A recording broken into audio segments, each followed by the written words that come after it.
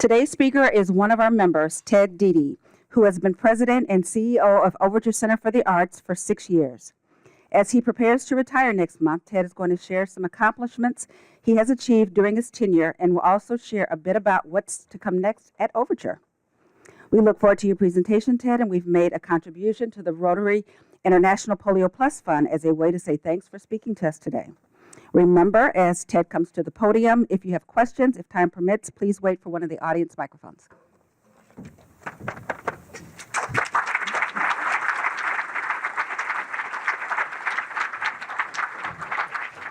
Thank you very much, President Donna. I think this is either my third or fourth time here, so I appreciate your attendance this afternoon. You're not bored with me yet. I'm hoping you're not looking for any revelations at this point, because I have just been amazed of how quickly the 6 years have gone, but hope to share with you some great things that have been taking place. First, as I normally do when I introduce the National Geographic series, we run what we call a B-roll, a little video. So I'd like to, hopefully that will start. No, it won't run. Okay. Anyway, this was just an intro to Overture 1-minute video that Shine United, one of our business partners, put together for us. I have been so blessed that there have been so many individuals in this room, in the community, business partners over the last 6 years that we have gotten to know and have relationships with, community partners, all kinds of organizations throughout the community that have made this transformation of Overture, and that's really what I want to talk about today, is the transformation. For those of you that weren't here 6 years ago, or even when Overture opened in 2004, you'll know that it had a wonderful announcement from Jerry Fauci of this wonderful gift that he was giving to the community that was met with a lot of consternation and a lot of letters to the editor about why this individual would spend money on the arts. But Jerry Fauci had an incredible vision for us all and for supporting the arts in this community, and for the economic development that Overture would bring to State Street, to the square, to the businesses, new buildings, new condos, apartment buildings, new people to the downtown, retirees moving from out of town to downtown Madison. This vision that Jerry had, all to support the arts primarily, is just amazing. And if anything, amongst the first few rocky years of Overture, I can say that I came here inheriting an interesting situation. Not only did we have a wonderful vision from Jerry, a grand opening and a rough start, but a very public debate over the next few years about the future of Overture. This is a building not owned by the city, but rather managed by the city, owned through a private nonprofit development corporation, whose president is Jim Ruley. And who there was such a public debate about whether or not this building was going to succeed and the organization was going to succeed. Fortunately, a lot of good heads came together between city management, the city council, and private individuals, many of whom are in this room, that helped to make the future Overture and the destiny a very solid future indeed. January 1, 2012 was the founding and the start of Overture Center Foundation, which has been my employer for the last 6 years and has helped to guide the future of Overture. There was an agreement between the City of Madison, Overture Center Foundation, for which we try to abide by. There are things that are always a challenge from day to day, year to year, but for the most part, I think we are all trying to live up to the agreement that was crafted. There was a transition of city employees who worked at Overture to become now members of a new nonprofit organization and a brand new board that took the helm of Overture. All along, all throughout the first few years of Overture, even though there was so much negativity, so many clouds swirling around Overture, there was so many great things going on that didn't get the attention until we had this new beginning in 2012. And I have to say, all along, part of that wonderful thing that was going on was the resident organizations, represented by many people in this room: Catherine Smith with the opera, Mark Cantrell with the Chamber Orchestra, Jen Gray with Ford Theater Company, Alan Eberts with Children's Theater Madison, and their colleagues who day to day help put on some incredible artistic wonders that are just the mainstay of activity that takes place in Overture. Interestingly enough, now keep in mind, this was a new beginning, but we didn't have any cash reserves whatsoever. We were all of a sudden the first year out a $12 million budget, but there was nothing to back us up. If you ever started a business like that, you'd be really concerned about that. Well, we all were. But the other cool thing, part of the beginning was we had and still do about 500 loyal volunteers, many of whom were volunteers when the doors of the Madison Civic Center opened in 1980 to this very day, 38 years of volunteership. It's just amazing the loyalty that we have with our volunteers. So the board hired me, I came on board. What was I to do with all of these varying degrees of expectations and fumblings and things that really nobody had no idea where it was going to go, but there was a lot of hope and dream that the city and the now my board had put together. But here I was starting to manage a startup company, because that's basically what we were, that was also honoring a history and Jerry Fauci's vision. Part of my initial job really was to instill confidence in the staff that was taking a leap of faith, leaving the city employment and now working for a new nonprofit with no guarantees whatsoever, and a new board that was now faced with the fiduciary responsibility of this new organization. Part of my job from the very beginning was to change the corporate culture from a city-managed building and organization to an entrepreneurial nonprofit organization. Revenue had to be the thing that drove us from the very beginning. We had wonderful programs, as I said, but we had to, in order to drive programs, expand the programs that we had, many of which were free and low-cost programs from the beginning, and we've added to those. But then other programs that we've added to Overture Presents, Broadway and such. I mentioned National Geographic earlier, things that had not been done before, new ideas that I brought, or staff that was here that brought, or new staff that came in that brought as well, to add to our ability to bring more and more people into Overture. We had to develop relationships with donors. We weren't really a fundraising organization under the city, but we had to be under this new nonprofit. We had to start to meet people, develop those relationships, and grow our donor base, as well as our subscriber and ticketing base as well. Ultimately, at the end of each season, at the end of each fiscal year, we had to achieve positive financial results. We were on our own. Yes, we did and still do have the grant from the city that is equal to the amount of money that the city was putting in to subsidize both the Civic Center and the original Overture Center when it opened. And we're very grateful for the continuation of that grant. But at the end of the year, we still had to be successful.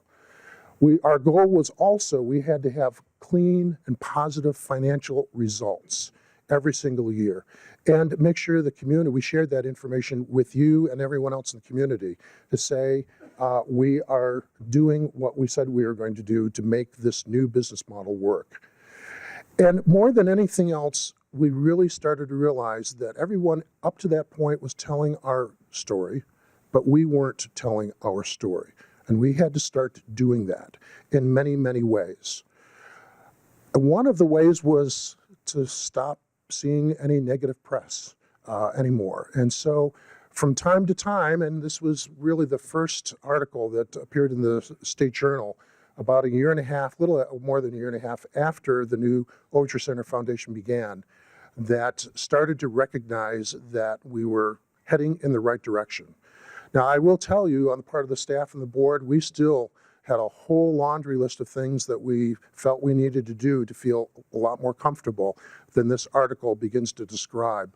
But it really was that boost of confidence that I think everybody needed to be able to say, this could actually work and we could head this in the right direction. So next step, I mentioned revenue. We had to build our Broadway base. To expand the number of people coming to our Broadway shows, we had to increase the number of shows, the number of weeks of Broadway, our subscribers, our single ticket buyers, and expand where they were coming from. I heard more often than not when I first got here that Madison did not have a market to sustain 5 weeks of Broadway. And that was the goal for the first couple of years, 5 full weeks of Broadway. 3 years ago now, I think, we had a total of 11 weeks of Broadway. 4 weeks of that was with Lion King, 2 weeks with The Return. The third time that Wicked returned, all selling almost out completely. It's just been an amazing response from not just this community, not from Dane County, not from South Central Wisconsin, but from the entire upper Midwest region. If you were to see a heat map now of our ticket sales from last year and just hover over the upper Midwest, it would be extremely covered. People come from Milwaukee, from the Twin Cities, from Chicago, from Rockford, from Des Moines, Green Bay. They're coming regularly to Overture now, which is a great thing to see. We had some great education programs already in place. Our onstage program, where we see school buses many times throughout the year coming for activities during the day, was a great start, but many more came about as well. And I'll get a little bit more into that in just a minute. When I and my late wife got here, I joke at myself because we spent the first summer here in 2012 going around to every single summer festival that Madison has to offer. Wow. We loved it. We just soaked it all in. We just absolutely loved it. But I also looked around at all these festivals, and then I kind of recounted as to who was coming to Overture. And I said, we're not seeing everybody in the community that's coming to these festivals, coming to Overture as well.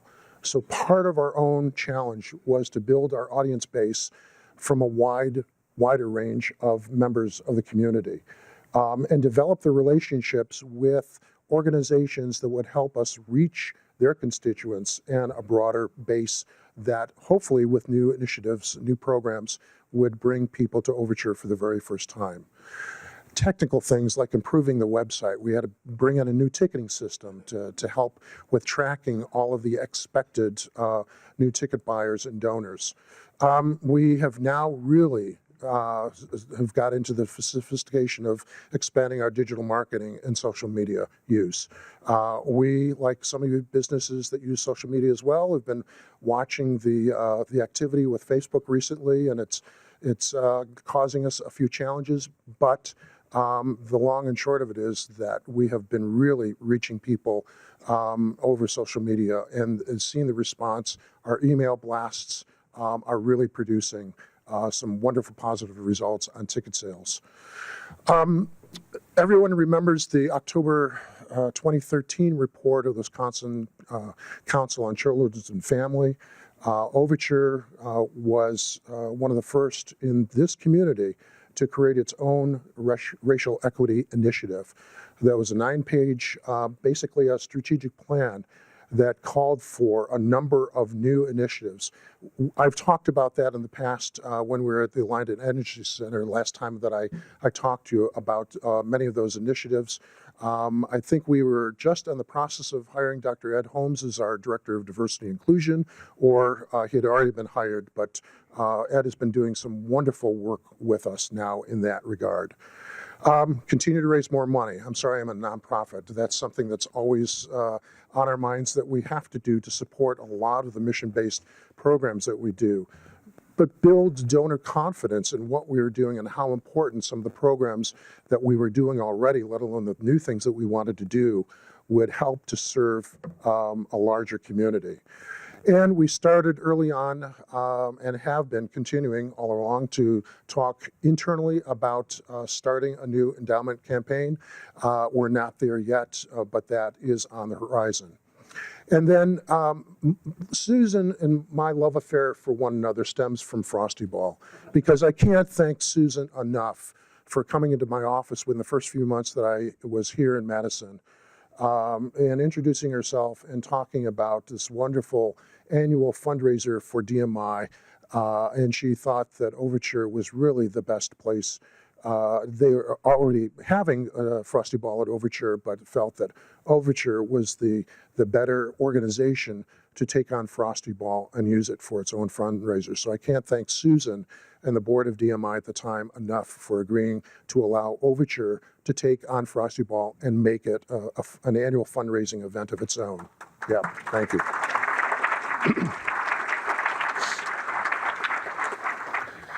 But more and more, it was critically important to the staff and the board to make sure that we were demonstrating to everyone in the community that we were busy at work trying to do everything that we said we were going to do. A lot of things yet to be done, and I touch on a few of those things, but one of the things I wanted to show you was a nice, interesting chart about our education and community engagement pieces. It's extensive. Everything in white, starting with the entertainment column on the right, are things that already were taking place at the time. Everything in yellow are programs that we added. Everything that is underlined, and I think I may have missed a few of the things in white, everything that's underlined now has a diversity and inclusion component to it. Even Duck Soup Cinema. We found a film called The Flying Ace at the Library of Congress that features African-American silent movie stars that premiered at Overture last year. We're just so happy to start now a new addition to Duck Soup Cinema, a long tradition sponsored by Goodman Jewelers. John Hayes, thank you very much for all of the years of that sponsorship. But it's an extensive program that a lot of the staff here is supporting in many, many ways. Diversity and inclusion. We started with our Overture board by changing the representation and making it more representative of the community. I'm proud to say that the Overture board is 28% persons of color at this point. And we are about to bring on another African-American woman who is going to provide a whole new dimension to our board as well. Community partners, so many organizations that work either in the trenches or to provide support services for so many people in this community in all parts of neighborhoods all throughout. We would stand here for another half hour for me to list all of them, but there's literally a couple of hundred organizations that we now work with. Many are represented in this room, Goodman Community Center, Becky, and many others that we have just enjoyed the partnership with. Racial equity initiatives, as I mentioned, on stage, you may or may not know that many of our students who come from Title I schools come for free to our daytime performances. And if the school cannot afford a bus to get them there, we subsidize the bus, thanks to donors like many of you in this room and throughout the community that help to support programs like that. Overture's Rising Stars, we started on our 10th anniversary. It's basically America's Got Talent, but it's Madison's Got Talent. But it really reaches into all communities and highlights some amazing kids and adults who have some wonderful talents that we feel are worthy of being on the Overture stages. Any Given Child, Melissa brought all of our partners, both from the city of Madison and through the Metro School District, that we've had a wonderful relationship. A Kennedy Center program that we started about 5 years ago that is intended to reach and provide equity access to the arts for kids grades K through 8. in all of the metro schools. And that program is growing. We've just hired a new executive director that will help us grow that program even further. Disney in the schools, we started 2 years ago now, that reaches Title I elementary schools, where kids have a chance to learn Disney musicals. And if you were there in the Capitol Theater last spring, you would have been blown away by the excitement of these kids from 4 different metro schools that were part of that program. Club 10, you have never heard about it because we don't advertise it, but those constituents with all of these organizations that we partner with know about it because we provide $10 tickets for activities at Overture to make it affordable and accessible. It's a wonderful program that reaches a lot of people. Thanks to this Rotary Club, Overture was one of the 10 or 12 nonprofits and for-profits that took part in the diversity training that was arranged through YWCA, and that has made a difference in the way in which we look at diversity inclusion going forward. And as I mentioned, hiring Ed Holmes as well. Partial accomplishments. I cannot begin to list everything, so please bear with me. I'm most proud of 6 net profit financial results for the last 6 years. It's an amazing run. There was 1 year we ran it pretty close, but we still netted about $50,000 in 1 year, which was remarkable in itself. But that cash reserve that I said didn't exist before, it has now grown to well over $1 million. It was nice to have money in the bank 2 years ago when our steam boilers went out completely, and we had to come up with the cash costing about $300,000 to replace them. If we didn't have that cash reserve, we wouldn't be able to do that. Overall, in the last 6 years, we've increased venue usage by 25%. Some spaces in the building are now at capacity, and others are getting close to capacity. Our Broadway attendance has doubled from 58,000 in the 2012-13 season to 116 just this past season alone. Our donor base is increased from 1,700 the first year that we were in operation to well over 7,000. And what amazes me even more is that some of those 7,000 gave more than 1 or 2 donations through the course of the year. Actual checks or credit cards totaled well over 10,000 from those 7,000 donors. And the private donation has increased 38% from 2.4 million, which is our first year goal, to 3.3, which is what we earned this past fiscal year. Ticket revenue, donor support, operational revenue, everything, all the revenue combined doubled, increasing from a little over 12 million in that first year to as much as $22.6 million. This is a nonprofit, but yet it is a business, and we have to run it like a business, and we have to make sure that that we're providing access and a lot of programs that are serving the community. Frosty Ball, Susan loves this when I say this, because for the last 3 years that Overture has had Frosty Ball, we've seen attendance around the 1,600 mark. It's just been amazing.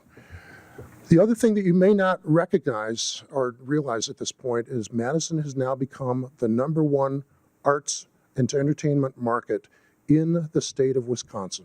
We now outsell Milwaukee and the Marcus Center for the Arts. It's just an amazing run. And this is the latest report from an industry tabloid that keeps track of attendance, and Overture right now, as of March 31st of this year, is 24th, not in Wisconsin, not in the upper Midwest, not in the United States, but in the world for ticket sales.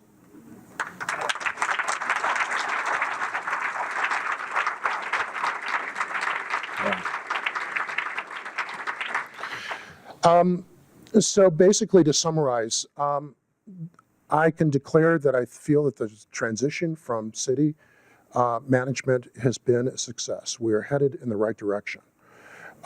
Financial stability. We're building where the building use continues to grow. I worry about the next 15 to 20 years because we don't have any more of a footprint to grow except growing up. And I'm not sure exactly what the future there holds, but that's one thing on the top of the list for my successor. Regional growth impact and economic impact for this community is huge. Greater access and engagement, as I've said. One of the things, I was proud of the 6 years of financial net results, but I'm also proud of this particular piece, which we just installed March of this year. This was a project that we started in the 10th anniversary that was meant to gather digital photographs, either from people having their pictures taken on site or people sending us their digital photographs that we then turned into a photo mosaic that is representative of the entire community. We use stocked images from the Overture files to recreate these images. But it is just a really cool representation. If you've not walked this particular area, it's on the wall that we share with Momoka on the Overture side. But when you get really close, you can see that all of the large 3 by 5 foot pictures are represented individually by all these photographs that have come to us, over 11,000 photographs that came to us from the entire community. Very, very proud of that. So the immediate future, we started a strategic plan with our board and our staff last year. This will not be a plan that sits on the shelf for 3 to 5 years, but it's an active living document. We are constantly looking at the future and how to go forward with that. Matching campaign in the year that we do, we announced our season for next year already. The hiring of my replacement will come hopefully this summer. I'm looking forward to that. And as I mentioned earlier, we'll be launching a capital campaign. We'll continue to broaden the relationships and increase access, continue improvement both internally and externally. But most important, we look forward to Overture being enjoyed by generations to come, as Jerry Fauci originally envisioned it. So I get a lot of credit, but there's so many people in this room I could call out. That would take another 10, 15 minutes. Don't have time to do that. I have board members that have been part of Rotary. There's so many of you have been on committees. The Civic Center, Carol Toussaint, oh my gosh. She's been with us from the very beginning. Mentioned Jim Ruley. So many others of you also. Gary Walter, MG&E Foundation with their initial gift to our Local Legends program. Joe and Mary Ellen Sensenbrenner, also local legends. And so many people that have, I see all the time at Overture. I can't thank everyone enough. When's Hamilton coming? That's the question we've had for the last 2 years. What are the ticket prices going to be? Well, quickly, we've already told you when it's going to be. It'll be here the 1920 season. We don't know the ticket prices yet. That'll be announced a year from now. How do you get tickets? You better subscribe now. Better subscribe now. And you can talk with us a little bit about that afterwards if you're not sure exactly how to do that. And will Lynn, Manuel, Miranda be in the cast? Nah, probably not. But it's going to be enjoyable nonetheless. I think we're out of time for questions, or do we have time for questions? We have time for one question. Roberta Gassman. I don't know if there's a mic. Right behind you. Thank you. Is it on? Yeah, thank you. I just want to, as a board member, thank you so much, Ted, for your presentation today. Thank you for all you've done. I have to say one of the best things you did after getting the suggestion from fellow Rotarian Linda Baldwin was to hire our now outgoing VP of Development, Glenda Noel Ney, who has been hired by Lincoln Center as the Director of Development for their Jazz at Lincoln Center program. Yeah. Glenda, with you, helped bring us to that level of extraordinary fundraising. We're proud of both of you as Rotarians. We're going to miss Glenda. We're going to miss you in your role, and thanks to both of you. Thank you so much.